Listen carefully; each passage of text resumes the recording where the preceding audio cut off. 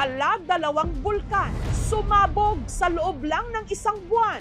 Ang Canlaon sa Negros Usog na gid kayang buga, oh. at Bulusan sa Sorsogon. Parang snow sa labas. Kamusta na ang mga kababayan natin apektado? Nakakatakot talagang tumira malapit sa bulkan kasi anytime pwede siyang sumabog. Talagang makapal pa yung abo at saka ang baho po ng asopre. Natatakot, so pananalig na lang po sa Diyos, ang tanging sandata na lang po namin.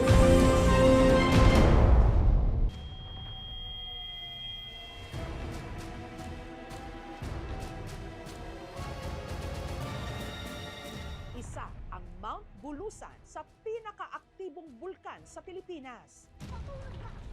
Ilan sa pinakamalakas nitong pagsabog nangyari taong 2010 at 2011. Pero nitong madaling araw ng April 28, isang hindi inasahang pangyayari ang gumising sa mga residente. Ang pang-apat kasi sa pinakaaktibong bulkan sa Pilipinas, ang Mount Bulusan, muling sumabog. Bulkan, Bulusan. Hindi ulan ang bumagsak mula sa langit, kundi abo. Parang snow sa labas. Nagbuga ito ng volcanic plume o parang usok na umabot sa 4,500 meters ang taas. Guys, ashfall na po dito sa Barangay Tinampo.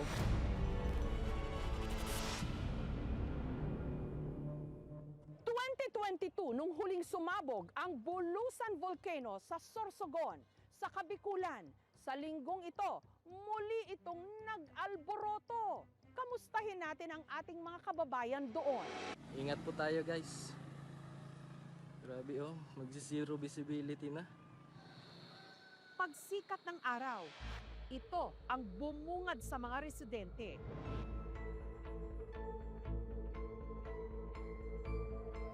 Ang buong paligid, puting-puti, nababalot ng abo.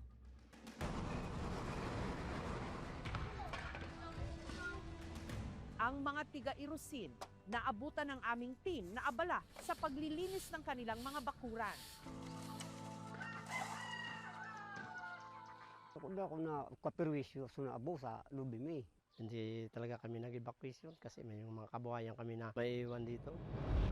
Si Aldrelin naman, nag-alsa balutan. Ang kanya kasing tahanan, nakatayo sa loob ng tinatawag na PDZ o Permanent Danger Zone ng Mount Bulusan. Overviewing po siya sa bahay namin. Kaya pag may kakaibang hitsura yung Bulusan Volcano, alam namin na talagang mag-a-alert to siya.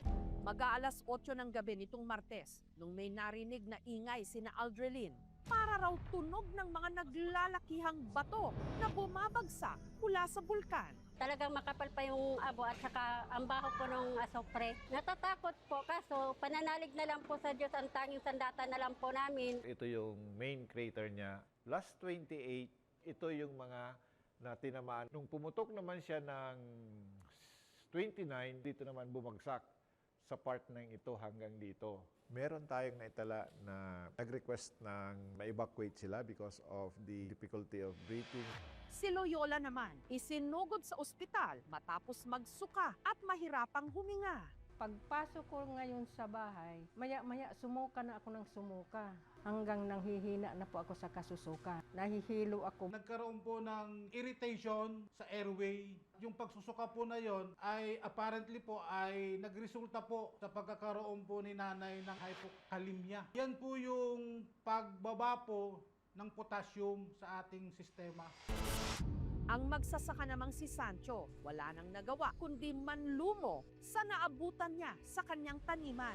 Ang aanihin na niya kasi sanang mga nyog at saging, hindi na mapakinabangan. Yung aboy, yung nakakapit na sa mga dahon, parang mga lanta. Kung ulanin yan, maganda. Sa kasalukuyan, nakataas po sa Alert Level 1 ang Bulusan Volcano. Meron din po tayong pagtaas ng sulfur dioxide emission. Mataas ang tsansa na magkaroon tayo ng mga pagputok.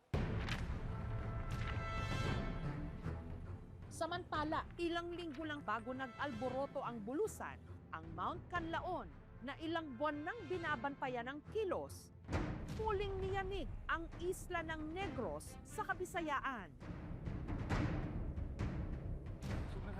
Gani, usog na gid kayang buga, oh. Usog lagi. mabaw galihok naman. Mura lagi na siya nagpadulog.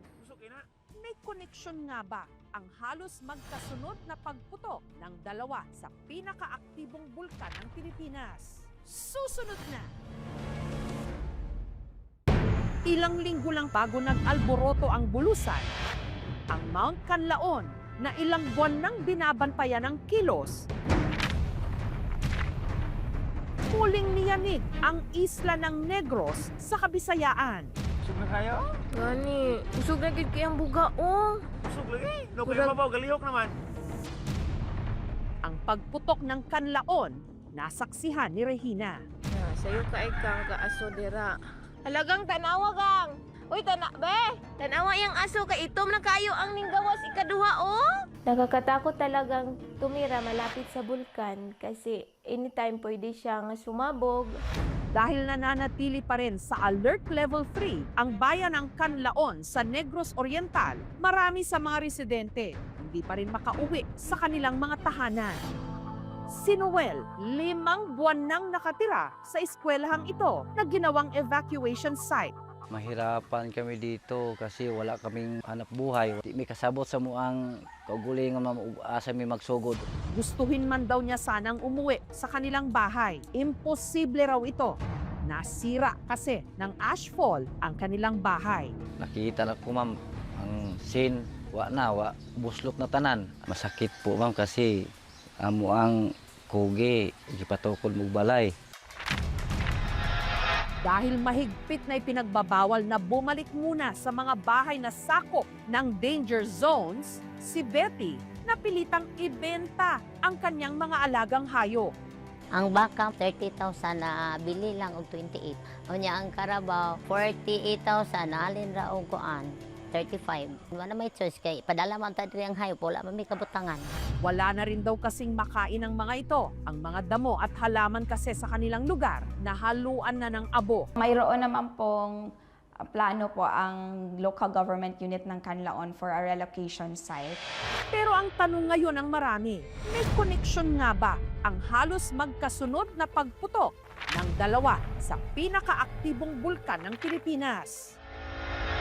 Wala pong koneksyon ang activity ng Canlaon Volcano at Bulusan Volcano dahil sila po ay magkaiba po ang pinanggagalingan ng kanilang magma. No? Madalas po talaga sa ating kasaysayan na meron pong nagsasabay-sabay na mga bulkan na pumuputok. Ang Canlaon Volcano po ay nakataas sa Alert Level 3 dahil mataas po ang tala ng volcanic earthquake sa Canlaon Volcano. Tumataas din po o patuloy pa rin po ang dahan-dahang pamamaga ng bulkan na naghuhudyat po na meron po tayong deep magma intrusion sa ilalim. Naghahanda ang Canlaon Volcano sa isang major eruption. Sana wala nang susunod pa na pagputok. Sana po yung po ng bulkan, tumigil na po.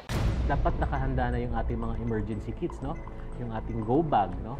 Kaya na kailangan natin ng mga face masks upang makaiwas na makalanghap ng abo ng bulkan. Umiwas sa mga danger zones at makinig po sa mga payo ng gobyerno at ng mga eksperto para po tayo ay hindi mapahamak. Ano pa yung bulkan, bulusan? Parang snow sa labas. Dahil sa lokasyon ng Pilipinas sa tinatawag na Pacific Ring of Fire kung saan madalas ang mga pagsabog ng bulkan, lindol at iba pang mga sakuna, hindi na tayo dapat magulat kung paulit-ulit na may sumasabog na bulkan sa ating bayan. Usog na gid kayang buga, oh. Kaya sa bawat minuto, maghanda dahil hindi natin alam ang susunod na pag-alboroto ng ilan sa mga napaka-aktibo nating mga bulkan. Lalo pat sa bawat pagsabog, buhay ang nakataya. Guys, ashfall na po dito sa Barangay Tinampo.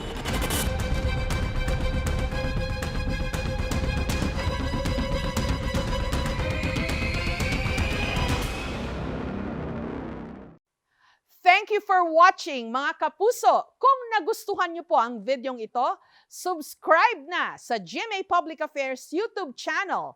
And don't forget to hit the bell button for our latest updates.